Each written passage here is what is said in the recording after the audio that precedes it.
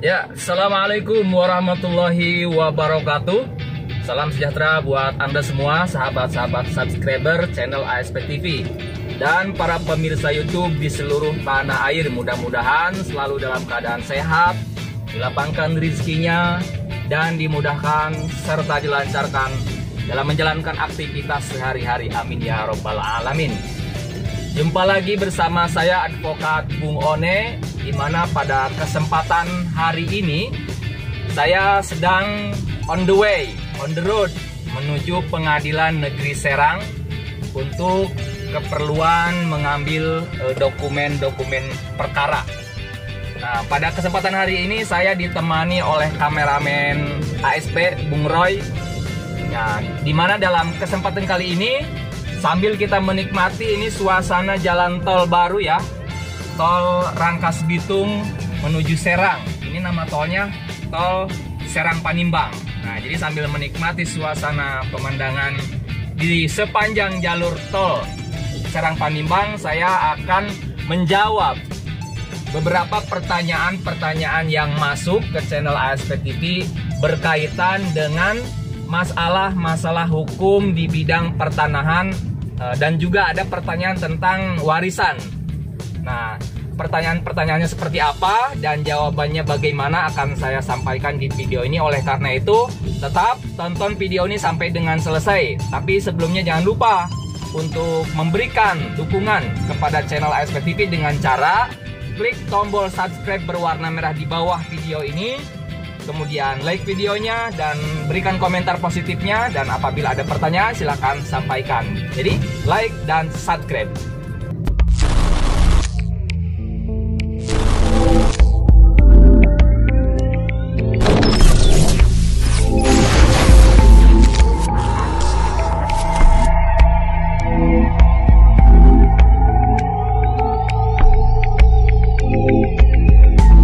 Ya, teman-teman subscriber semuanya, pertanyaan yang akan saya coba jawab, kurang lebih ada 2 pertanyaan.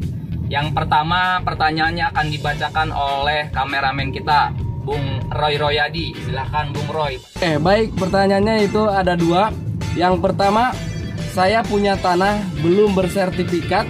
Tanah itu dijual saudara saya tanpa izin dan persetujuan saya. Apa yang harus saya lakukan? Oke, ini berkaitan dengan masalah pertanahan.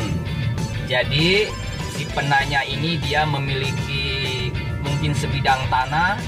Nah, tanah tersebut belum bersertifikat atau belum memiliki SHM, sertifikat hak milik. Nah, tanahnya tersebut mungkin karena dia lokasinya jauh dengan tempat tinggal. Nah, tanahnya tersebut dijual oleh pihak saudaranya, seperti itu. Nah, apa yang bisa dia lakukan selaku pemilik hak atas tanah tersebut? Nah, berkaitan dengan permasalahan ini, ketika kita memiliki tanah yang belum bersertifikat dalam pertanyaan ini, kemudian dijual oleh pihak lain, baik itu saudara kita ataupun juga orang yang kita percayakan untuk mengurus tanah tersebut, apa yang dapat kita lakukan? Ya, yang pertama tentunya adalah kita harus mengkonfirmasi terlebih dahulu. Kita harus tanyakan langsung kepada orang yang kita duga menjual tanah kita tersebut. Apakah dia kooperatif untuk menyampaikan konfirmasinya dan klarifikasinya? Nah, kemudian kalau kita dapatkan fakta bahwasanya benar tanah kita dijual oleh dia, ya, oleh pihak lain, maka kita dapat menempuh upaya hukum untuk mempertahankan hak atas tanah tersebut. Ya, upaya hukumnya seperti apa? Dapat kita tempuh dengan cara non litigasi dan juga cara litigasi. Tentu yang pertama kita tempuh adalah dengan cara non litigasi melalui musyawarah dan juga mediasi. Ya, pertama kita musyawarah dulu dengan orang yang kita duga atau memang sudah diketahui bahwa dia menjual tanah kita. Ya, musyawarahkan kenapa bisa kau jual. Kemudian kita berusaha ya untuk meminta atau menuntut dia untuk mengembalikan tanah kita tersebut. Nah, apabila dia bersikukuh tidak mau mengembalikan atau bahkan tidak kooperatif, ya, dia selalu ngeles atau bahkan tidak mau ketemu, maka upayakan melalui mediasi.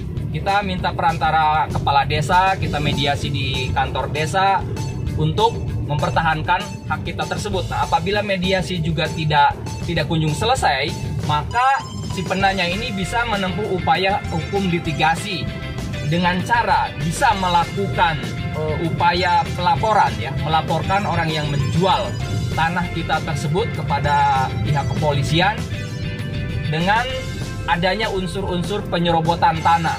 Nah, dapat kita tempuh secara pidana dan juga secara perdata. Ya, kita tempuh secara perdata. Apabila tanah tersebut ternyata sudah memiliki sertifikat, kita sudah melihat sertifikatnya, kita sudah mendapatkan fotokopi sertifikatnya, kita bisa menempuh upaya hukum dengan pembatalan sertifikat tersebut ke Pengadilan Tata Usaha Negara.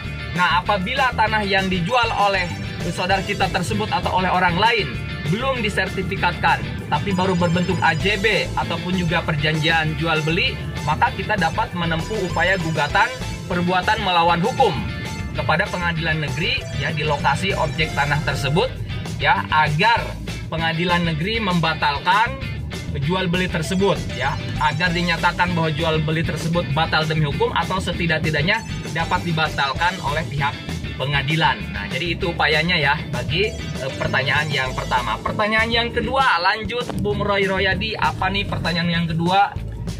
Pertanyaan yang kedua, orang tua saya sudah wafat dan meninggalkan harta warisan, tapi warisan itu dikuasai salah satu kakak saya dan sampai sekarang tidak dibagikan. Apa yang bisa saya lakukan?